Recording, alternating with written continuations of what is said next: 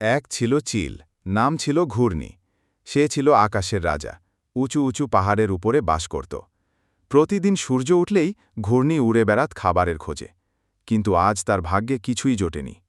ঘূর্ণি সকাল থেকে সন্ধ্যা সবখানে উড়ে বেরিয়েছে, কখনো নদীর ধারে, কখনো মাঠের উপর দিয়ে।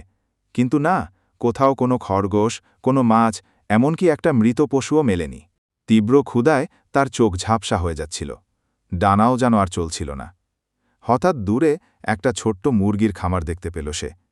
ঘূর্ণি এক ঝটকায় নেমে এলো এক গাছের ডালে। নিচে ছোট ছোট বাচ্চা মুরগি খেলা করছে, কিন্তু খামারের পাশেই ছিল এক ভয়ঙ্কর কুকুর, চোখে আগুন।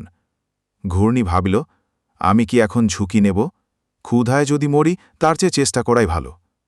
সে আকাশের ডানা মেলে উড়ল, একটা ছোট্ট মুরগি। কিন্তু ঠিক তখনই কুকুরটা চিৎকার করে তেড়ে এলো। মুরগিরা ছুটে পালালো, আর ঘূর্ণি মাঝ আকাশে থেমে গেল।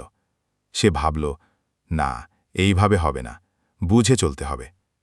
পরদিন সকালবেলা ঘূর্ণি আবার এলো। এবার সে অপেক্ষা করল, যখন কুকুরটা ঘুমিয়ে পড়বে তখনই হঠাৎ আক্রমণ।